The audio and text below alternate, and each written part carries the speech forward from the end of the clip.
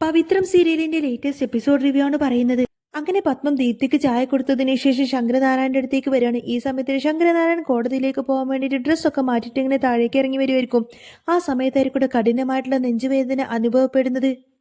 കുറച്ചു നേരം നെഞ്ചിങ്ങനെ പൊത്തിപ്പിടിച്ചിട്ട് കണ്ണടച്ച് നിൽക്കുന്ന സമയത്തിന് പയ്യെ വേദന അങ്ങ് കുറഞ്ഞു വരും. അന്നേരം തനിക്ക് നെഞ്ചുവേദനയാണ് എന്ന കാര്യം ശങ്കരനാരായണൻ ആരോടും തന്നെ പറയുന്നില്ല. പത്മം ചായയുമായിട്ട് വരുന്ന സമയത്തിന് ശങ്കരനാരായണൻ ഏതായാലും ചായ വാങ്ങി കുടിക്കുന്നുണ്ട്. പത്മം ചോദിക്കുന്നുണ്ട്, എന്താ ശങ്കരേട്ടാ, ശങ്കരേട്ടന് സുഖമില്ലേ എന്ന് ചോദിക്കുന്ന സമയത്തിന് ശങ്കരൻ പറയുന്നുണ്ട്, എനിക്ക് കുഴപ്പമൊന്നുമില്ലടോ, ചെറിയൊരു നെഞ്ചുവേദന ഉണ്ടായിരുന്നു, ഇപ്പൊ ഏതായാലും മാറി എന്ന് പറയുന്ന സമയത്തിന് പത്മം ചോദിക്കുന്നുണ്ട്, എന്നാ പിന്നെ നമുക്കൊന്ന് ഹോസ്പിറ്റലിലേക്ക് പോയി നോക്കാം, ചെക്കപ്പ് ഒക്കെ ചെയ്ത് നോക്കാമെന്ന് പറയും. അന്നേരം ഇപ്പൊ കുഴപ്പമൊന്നുമില്ല, പിന്നീട് നമുക്ക് പോവാമെന്ന് പറയായിരിക്കും. ഏതായാലും ശങ്കരൻ ആ ഒരു ചായ ഇങ്ങനെ കുടിച്ചുകൊണ്ടിരിക്കുന്ന സമയത്ത് പത്മം പറയുന്നുണ്ട്, എനിക്കറിയാം ആ മനസ്സിൽ വേദയെക്കുറിച്ച് ഭയങ്കര സങ്കടമായിരിക്കുമെന്ന്. എന്താ വേദമോളെ കാണണമെന്ന് നിങ്ങൾക്കില്ലേ എന്ന് ചോദിക്കുന്ന സമയത്തിന് ശങ്കരൻ പറയുന്നുണ്ട്, അതെ, എന്റെ വേദമോളെ കാണണമെന്ന് എനിക്ക് നല്ല ആഗ്രഹമുണ്ട്. പക്ഷേ അവൾക്ക് എന്നെ കാണാൻ ആഗ്രഹമുണ്ടെങ്കിൽ അവൾ ഇങ്ങോട്ടേക്ക് വരട്ടെ, ഞാനായിട്ടൊരിക്കലും വേദമോളെ കാണാൻ ശ്രമിക്കില്ല എന്നൊക്കെ പറഞ്ഞ് ചായ കുടിച്ചതിന് ശേഷം ഗ്ലാസ് ഇങ്ങനെ തിരികെ കൊടുക്കുന്നുണ്ട്. അങ്ങനെ ഞാൻ കോടതിയിലേക്ക് പോവാണെന്നൊക്കെ പറഞ്ഞു കൊടുത്തിട്ട് ശങ്കരനാരായണൻ അവിടെ നിന്നങ്ങ് പോവാൻ നിൽക്കുകയാണ്. ഇതേ സമയത്ത് കാണിക്കുന്നത് വിക്രം അങ്ങനെ ശ്രീജയുടെ അടുത്തേക്ക് വരുന്നുണ്ട്. പിന്നീട് കാണിക്കുന്നത് വിക്രത്തിന്റെ അടുത്തേക്ക് ശ്രീജ വന്ന് പറയുന്നുണ്ട്, നീ എന്റെ സ്വന്തം അനിയനെ പോലെ തന്നെയാണ്. അനിയനെ പോലെയല്ല, നീ എന്റെ സ്വന്തം അനിയൻ തന്നെയാണ് വിക്രം. നീ എന്റെ അനിയനായതുകൊണ്ട് മാത്രം നിന്നോട് ഞാൻ പറയുകയാണ്, നീ ഇന്നലെ വേദയെ പറ്റിയിട്ട് അങ്ങനെയൊക്കെ പറഞ്ഞത് വേദമോൾക്ക് നല്ല സങ്കടമായിട്ടുണ്ട്. ഒരു ഭാര്യയോട് ഒരിക്കലും അങ്ങനെയൊന്നും പറയാൻ പാടില്ലായിരുന്നു എന്ന് പറയാട്ടോ ശ്രീജ. അന്നേരം വിക്രം ചോദിക്കുന്നത്, പിന്നെ ഞാൻ എന്ത് പറയണമായിരുന്നു ഏട്ടത്തി, ശരിക്കും അവൾ ഈ വീട്ടിലേക്ക് വന്നതിന് ശേഷമല്ലേ എന്റെ ജീവിതത്തിൽ ഇങ്ങനെ ഓരോ പ്രശ്നങ്ങളൊക്കെ ഉണ്ടാവുന്നത്. അതുവരെ ഗുണ്ട എന്ന പേര് മാത്രമേ എനിക്കുണ്ടായിരുന്നുള്ളൂ. പക്ഷെ അതിനുശേഷം ആ ഇൻസ്പെക്ടറിനെ വിളിച്ചിട്ട് എത്രമാത്രം എന്നെ തല്ലിച്ചതച്ചു. എത്ര നാൾ ഞാനിങ്ങനെ പോലീസ് സ്റ്റേഷനിൽ ഇറങ്ങിക്കേറി, അതെല്ലാം ആ വേദകാരനല്ലേ. ദേ കണ്ടില്ലേ, ഇപ്പോഴും എനിക്ക് യാതൊരു സമാധാനവും ഇല്ല.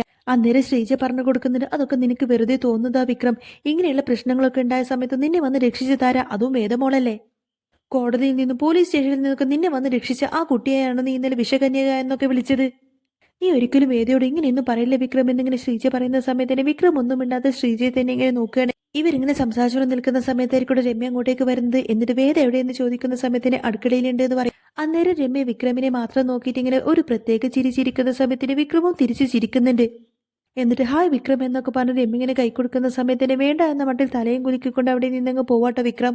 രമ്യ ഏതായാലും ചമ്മലോട് കൊടുത്തിട്ട് ശ്രീജ ഇങ്ങനെ നോക്കുന്ന സമയത്തിന് ശ്രീജ ഇങ്ങനെ ചിരിക്കുന്നുണ്ട്. ആ സമയത്തിന് രമ്യ പറഞ്ഞിട്ട്, ഭയങ്കര ഡീസന്റ് പാർട്ടിയാണല്ലോ, ഒരു പെണ്ണ് കൈ കൊടുത്തിട്ട് പോലും തിരിച്ച് കൈ തരാതെ പോകുന്നു, ഇതിപ്പോ എന്റെ ജീവിതത്തിൽ ആദ്യമായിട്ടാണ് എന്നൊക്കെ പറയും. ഏതായാലും നിങ്ങളുടെ വിക്രം ആളൊരു നല്ലവരാണ് കേട്ടോ എന്ന് പറയാറിക്കട്ടെ രമ്യ. ഇത് കേട്ടുകൊണ്ടതിനെ ശ്രീജ അങ്ങ് ചിരിക്കുന്നുണ്ട്. പിന്നീട് കാണിക്കുന്നത് വിക്രം ഏതായാലും വർക്ക്ഷോപ്പിലേക്ക് പോയിക്കൊണ്ടതിനെ നാരായണസ്വാമി പറഞ്ഞ കാര്യങ്ങളെല്ലാം തന്നെ അവരോടൊക്കെ പറഞ്ഞു കൊടുക്കുന്നത് കേൾക്കുന്ന സമയത്തിന് ജോസവും അനിയൻകുട്ടനും എല്ലാവരും വിക്രമിനെ ഇങ്ങനെ കളിയാക്കി ചിരിക്കാണ്. എന്നിട്ട് ചോദിക്കുന്നുണ്ട്, അങ്ങനെ ഒരു പൊട്ടസ്വാമി എന്തെങ്കിലും വിളിച്ചു പറഞ്ഞോ എന്ന് വിചാരിച്ച നീ അതൊക്കെ വീട്ടിൽ പോയി വിളമ്പുകയാണോ ചെയ്യേണ്ടിയിരുന്നത്. എടാ, നീ അതൊക്കെ വിളിച്ചു പറയുന്ന സമയത്തിന് ആ കുട്ടിക്ക് എത്രമാത്രം സങ്കടമായിട്ടുണ്ടാവും. നിന്നെ മാത്രം വിശ്വസിച്ചുകൊണ്ട് തന്നെ എല്ലാ സൗഭാഗ്യങ്ങളും ഉപേക്ഷിച്ച് നിന്റെ കൂടെ ഇറങ്ങി വന്നവളാണ് വേദ. ഒരിക്കൽ പോലും ഇന്നേ വരെ ആ കുട്ടിക്ക് നിന്നെ ചതിക്കണമെന്നൊന്നും തോന്നിയിട്ടില്ല.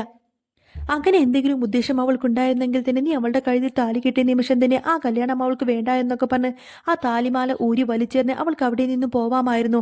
നിന്നെ നാണം കെടുത്തിട്ട് അവൾക്ക് അവിടെ നിന്നും പോവാമായിരുന്നു. അന്നൊന്നും അവൾ അങ്ങനെയൊന്നും ചെയ്തില്ലല്ലോ. ആ താലിയുടെ പവിത്രത എത്ര മാത്രമാണെന്ന് അവൾക്ക് നന്നായിട്ട് അറിയാം. അതുകൊണ്ട് നീ എനിക്ക് ഒരിക്കലും അവളെ സംശയിക്കേണ്ട വെക്കും. ആ കുട്ടി ഒരിക്കലും നിന്റെ നാശത്തിനായിട്ട് നിന്റെ ജീവിതത്തിലേക്ക് കടന്നു വന്നുകൂടിയ പെണ്ണൊന്നും ആ കുട്ടി കാരണം ഏതായാലും നിന്റെ ജീവിതത്തിൽ നല്ലത് മാത്രമേ ഉണ്ടാവുള്ളൂ. നീ കരുതുന്ന പോലെ ഒരു കുട്ടിയൊന്നുമല്ല വേദ. ആ സത്യം ഇനിയെങ്കിലും നീ ഒന്ന് മനസ്സിലാക്കി വിക്രം. എന്നിട്ട് അതനുസരിച്ച് ആ കുട്ടിയോട് തിരിച്ചു പെരുമാറാനും നോക്ക്. എടാ, നീ തന്നെ ഒന്ന് ചിന്തിച്ചു നോക്കി, അവൾ എത്രമാത്രം നിന്നെ സ്നേഹിക്കുന്നുണ്ട്, അവൾ എത്ര നല്ല കുട്ടിയാടാന്നൊക്കെ ചോദിക്കുന്ന സമയത്തിന് വിക്രം പിന്നെ ഒന്നും മിണ്ടുന്നില്ല. ജോസഫിന്റെയും അനിയൻകുട്ടിയുടെയൊക്കെ വാക്ക് കേട്ടുകൊണ്ടതിനെ വിക്രം ഇങ്ങനെ മനസ്സിൽ ചിന്തിക്കുന്നത് ശരിയാണ്, വേദന ഒരു നല്ല കുട്ടി തന്നെയാണ്, ഞാൻ ഒരിക്കലും അവളോട് അങ്ങനെയൊന്നും പറയാൻ പാടില്ലായിരുന്നു. ഏതായാലും വീട്ടിൽ തിരിച്ചെത്തിയതിനു ശേഷം ഇന്നലെ പറഞ്ഞ കാര്യങ്ങൾക്കെല്ലാം തന്നെ വേദയോട് മാപ്പ് ചോദിക്കാമെന്നൊക്കെ ചിന്തിച്ച് നിൽക്കായിരിക്കട്ടെ വിക്രം. എന്നിട്ട് വിക്രം അതെല്ലാം മനസ്സിൽ ഓർപ്പിച്ചുകൊണ്ടതിന് കൂട്ടുകാരോട് പറഞ്ഞിട്ട്, അവളെ പോലൊരു നല്ല കുട്ടി ഒരിക്കലും എന്റെ ജീവിതത്തിലേക്ക് വരാൻ പാടില്ലായിരുന്നു. ഇനിയും ഞാൻ അവളുടെ എന്റെ കൂടെ നിർത്തിയാൽ ഞാൻ അവളോട് ചെയ്യുന്ന ഏറ്റവും വലിയ തെറ്റതായിരിക്കും എന്നൊക്കെ പറഞ്ഞുകൊണ്ടായിരിക്കട്ടെ വിക്രം അവിടെ നിന്ന് പോകുന്നത്. വിക്രം അവിടെ നിന്ന് നേരെ പോകുന്നത് ശ്രീനിവാസൻ സാറിന്റെ അടുത്തേക്കാണ്. വിക്രം പോയതിനു ശേഷം കൂട്ടുകാർ ചോദിക്കുന്നുണ്ട്, അല്ലെങ്കിലും ഈ വിക്രമിന്റെ സ്വഭാവം എന്താണ് ഇങ്ങനെയായത്, ഇവന്റെ സ്ഥാനത്ത് മറ്റാരെങ്കിലും ആയിരുന്നെങ്കിൽ ആ വേദ എന്ന കുട്ടിയെ പൊന്നു പോലെ നോക്കിയേനെ. ഇതേ സമയത്തിന്റെ സന്ധ്യാസമയമാവുന്ന സമയത്ത് വിളക്ക് വെക്കാൻ വേണ്ടിയിട്ട് നിലവിളക്കുമായിട്ട് വേദ അങ്ങനെ ഉമ്മറത്തേക്ക് വരുന്നുണ്ട്. ആ സമയത്തിന് കാല് തട്ടിയിട്ട് അങ്ങ് താഴേക്ക് നിലവിളക്ക് അങ്ങ് താഴേക്ക് വീഴും. അന്നേരം പേടിച്ച് വിറച്ചുകൊണ്ട് തന്നെ വേദ നിലവിളക്കിലേക്ക് തന്നെ ഇങ്ങനെ നോക്കി നിൽക്കുന്ന സമയത്തായിരിക്കട്ടെ ആ ഒരു ശബ്ദം കേട്ടുകൊണ്ട് തന്നെ കമലമ്മയും ശ്രീജയും നന്ദിനിയൊക്കെ അങ്ങോട്ടേക്ക് വരുന്നത്. കമലമ്മയെ കാണുന്ന സമയത്തിന് വേദക്ക് അങ്ങ് വല്ലാതായിരിക്കും. വേദ പറയുന്നത് അയ്യോമ്മേ നിലവിളക്ക് താഴെ പോയി, ഇനിയിപ്പോ വേറെന്തെങ്കിലും വലിയ അപകടം വരുന്നതിന്റെ സൂചനയാണോ അമ്മ എന്നൊക്കെ ചോദിക്കാണ് വേദ. അന്നേരം കമലാമ്മക്കും അങ്ങ് വല്ലാതാവുന്നത് കമലമ്മ ആകെ കണ്ണും തുറിച്ച് നിൽക്കുമായിരിക്കും. അയ്യോ നിലവിളക്ക് താഴെ പോയല്ലോ മോളെ, സാരമില്ല, അറിയാതെ വീണതല്ലേ മോള്, വിഷമിക്കണ്ടെന്നൊക്കെ പറഞ്ഞ് വേദയെ ഇങ്ങനെ ആശ്വസിപ്പിക്കും. ഇതും കണ്ടുകൊണ്ട് തന്നെ നന്ദിനി പറഞ്ഞിട്ട് ഇവൾ ഈ വീട്ടിലെ ദോഷം തന്നെയാണ്, അതുകൊണ്ടല്ലേ ഇപ്പൊ നിലവിളക്ക് പോലും താഴേക്ക് വീണത്. അന്നേരം കമലമ്മ ചോദിക്കുന്നതിന് എന്താ നന്ദിനി നീ ഇങ്ങനെ കുശുമ്പൊക്കെ പറയുന്നത്, വേദമോൾ ഒരിക്കലും ഈ വീട്ടിന് നല്ലതല്ലാത്തതൊന്നും ചിന്തിക്കില്ല. വേദമോളല്ലാതെ മറ്റു പലരും ഈ വീട്ടിലുണ്ടല്ലോ, ഈ വീട്ടിലെ എല്ലാവർക്കും ദൈവഭക്തിയും വിശ്വാസവും ഒക്കെ വേണം, എല്ലാവരുടെയും മനസ്സും ശുദ്ധമായിരിക്കണം എന്നൊക്കെ ഇങ്ങനെ പറയായിരിക്കട്ടെ കമലമ്മ. എന്നാൽ ഇത് കേൾക്കുന്ന സമയത്തിന് നന്ദിനിക്ക് അങ്ങ് ദേഷ്യം വന്നുകൊണ്ട് തന്നെ നന്ദിനി പറയുന്നത് അത് അമ്മ ഒരിക്കലും എന്നെ നോക്കിയിട്ടല്ല പറയേണ്ടത്, ഇവളോടാ പറയേണ്ടത്.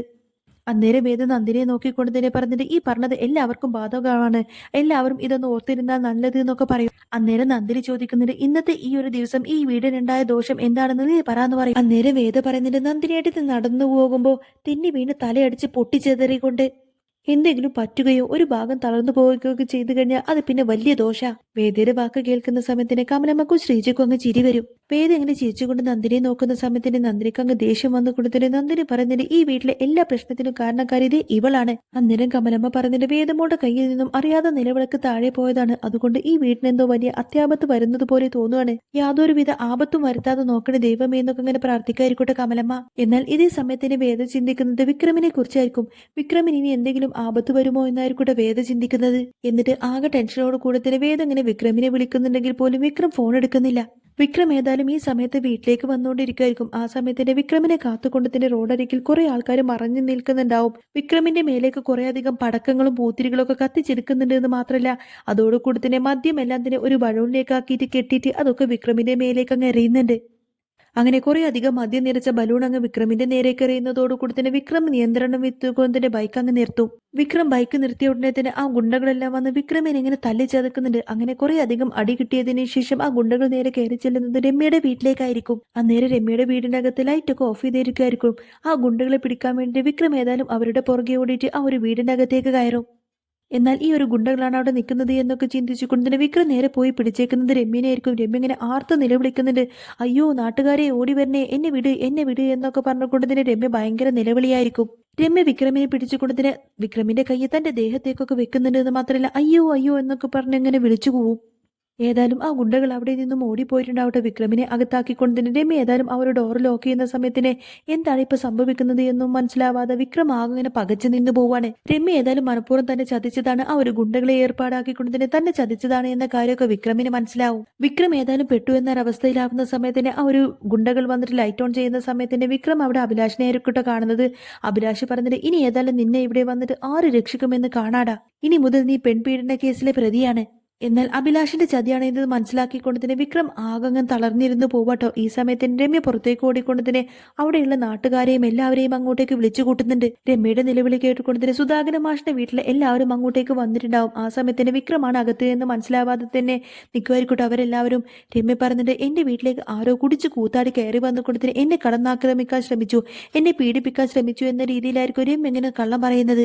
അന്നേരം ആരാണ് ആള് എന്ന് ചോദിക്കുന്ന സമയത്തിന് രമ്യ പറഞ്ഞിട്ട് ആരാണെന്നൊന്നും എനിക്കറിയില്ല, എന്നെ കടന്ന് പിടിച്ചപ്പോഴേക്കും ഞാൻ പെട്ടെന്ന് ലൈറ്റ് ഓഫ് ആക്കിയിട്ട് അയാളെ അകത്തിട്ട് പൂട്ടിയിരിക്കുകയാണ് എന്നൊക്കെ പറഞ്ഞുകൊണ്ട് തന്നെ നാട്ടുകാരെല്ലാവരും ചേർന്നിട്ട് പോലീസിനെ വിളിക്കും.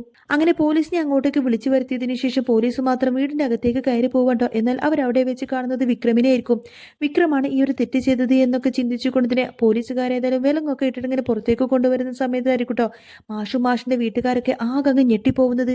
വിക്രം തന്നെയായിരിക്കും രമ്യയെ കടന്നു പിടിച്ചത് എന്നൊക്കെ ചിന്തിച്ചുകൊണ്ട് തന്നെ എല്ലാവരും വിക്രമിനെ വല്ലാതെ അങ്ങ് തെറ്റിദ്ധരിക്കുകയാണ്. വേദയും കമലാമ്മയും ഒഴിച്ചുകൊണ്ട് തന്നെ എല്ലാവരും കുറ്റം ചാർത്തുന്നത് വിക്രമിനെ തന്നെയായിരിക്കും. പിന്നീട് അങ്ങോട്ടേക്ക് അടിപൊളിയായിട്ടുള്ള സൂപ്പറായിട്ടുള്ള ഭാഗങ്ങൾ തന്നെയാണ് വരാൻ പോകുന്നത്. വിക്രമിനെ മനഃപൂർവ്വം പെൺകേസിൽ കൊടുക്കാൻ വേണ്ടി ഇതിന്റെ പുറകിൽ കളിച്ചത് ശ്രീകാന്തും ശ്രീകാന്തിന്റെ അമ്മയച്ചനും അതുപോലെ തന്നെ വിനായകനാണ് എന്ന സത്യമെല്ലാം തന്നെ വേദ കണ്ടുപിടിക്കുന്നുണ്ട്. പോലീസുകാർ കുറെ അധികം ഇട്ടിട്ട് വിക്രമിനെ തല്ലിച്ചതക്കുന്നുണ്ടെങ്കിൽ പോലും പിന്നീട് അങ്ങനെ വേദ ആയിരിക്കട്ടെ അവിടെ നിന്നും രക്ഷിച്ചുകൊണ്ടൊക്കെ വരുന്നത്. അതിന്റെയൊക്കെ ഡീറ്റെയിൽഡ് വീഡിയോ ഞാൻ ഓൾറെഡി പറഞ്ഞതാണ്. ഏതായാലും ഇനി നെക്സ്റ്റ് എപ്പിസോഡ് കാണാട്ടോ.